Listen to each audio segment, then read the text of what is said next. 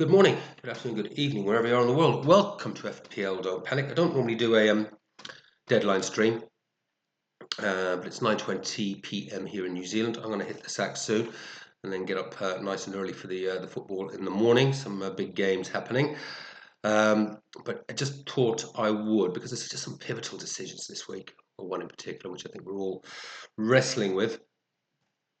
And I'm hoping when I have a little chat to you guys, it might just clarify some of my thinking. So in terms of the general choice, the team is pretty much as you see it there. I had a little bit of a benching dilemma, whether I play Howson instead of Milenkovic, I think is what it really boiled down to at the end of the day. But Bournemouth have only kept one clean sheet in 13 away games from home. And actually the highest volumes of shots on target, weirdly enough, away from home. So it'll probably come back to bite me on the bum, but I think this week it'll be Howson on the bench. So yeah, just gone with the stats there. It's the only thing that could really guide me. I mean, Arsenal do look a little bit toothless. Well, Nwaneri on the bench there, who I thought was like the next world beater the first time I saw him, but yeah, they looked a little bit toothless against West Ham, didn't they? So yeah, happy enough with my decision there, and I think there might be just a half chance of a clean sheet there from Milenkovic.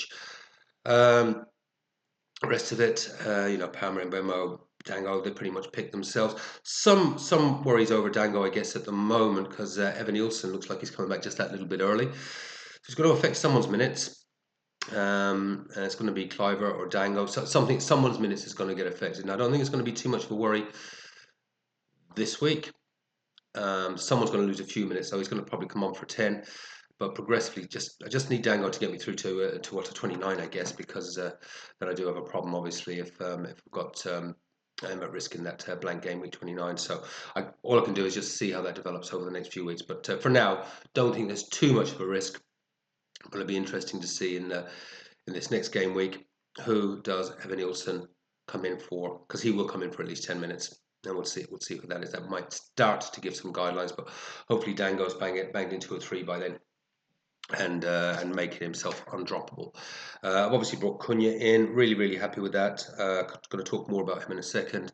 And Watkins and Isak up front. Pretty much picks itself, really. I wasn't going to risk Hall away to Liverpool because I can certainly see them conceding at least a couple. And yeah, these are where the dilemmas arise. So got 3 captaincy choices as I see it. Cunha, a little think about him. Hell of a differential. He is, getting sort of on that goal a game average. If he gets a goal, he gets a 3 bonus. He's actually been fouled twice in every match over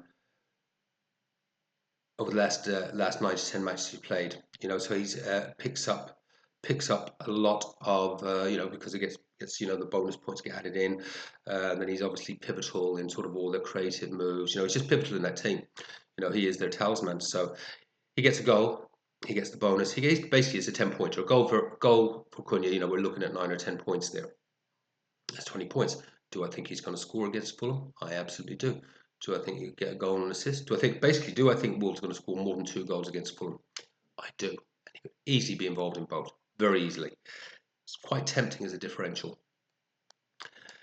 Then we have the big one, I guess, is Palmer or Salah. Now, I think we're going to find there's a reasonable split here. I think it's going to end up at about 70%. Some of the surveys I've looked at, it's going to end up at about 70% on Salah and about 30% on Palmer.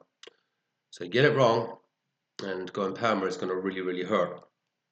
And Chelsea have won just 3 in the last 12 in all competitions. I mean, they have been shocking.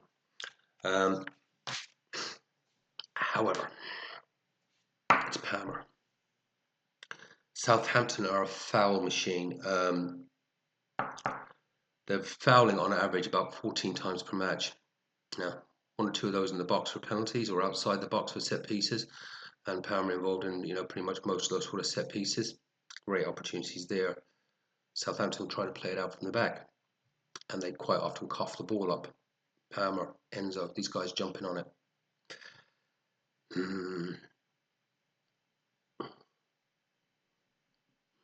a Palmer haul there. It really is. I think his ceiling. I think his ceiling is actually higher than Salah's this week. Now, Salah against Newcastle's got a hell of a record. He will usually get at least one return, sometimes two. He hasn't failed to get a return out of Newcastle for, I don't know what is it, I heard someone else saying, a long time, about 10 matches ago. Something crazy, absolutely something crazy. So, what's the risk profile here? I think Palmer's going to get a return. So, I mean, Chelsea are surely going to get 1, 2, 3 goals. So, what's the risk profile here? Palmer should be at least involved in 1 or 2. So, I mean, it could be that they just end up sort of even. I mean, disaster is Palmer blanks and Salah gets, 16-pointer doubled 32. And Palmer just comes away with 2 points. What's the chance of that happening? Because the flip side of it is Salah gets a goal. Liverpool win by a couple of goals, just control the match. But Palmer does it 3 or 4. Could be, for me at the moment, because I do now feel like I am chasing rank a little bit. I had, at this point in the season, expected to be, quite frankly, quite a bit higher up. But as I say, we've spoken before about the failed chip strategy. I heard FPL Raptor describe something. He said, if you're in doubt on something, it actually was quite good advice, really. I was listening to him. If you're in doubt about a decision, it really just feels like toss a coin and see how you feel about it when you see the result. And if you go, oh, don't like that one, then change your mind. So I haven't got a coin. Timmy doesn't look like he's in a diving mood. I was going to say if he dives off his thing. I've got a coin anywhere. I'm going to spin a pencil, and if that comes up, no, it's double fucking sided.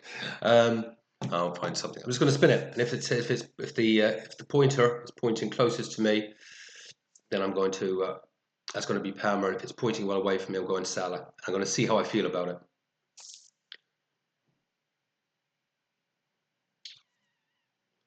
It's pointing at me. Don't like it. Going Palmer. Going for the gamble. Going for the punt. It goes against my strategy, my overall strategy, which is always captain the form player.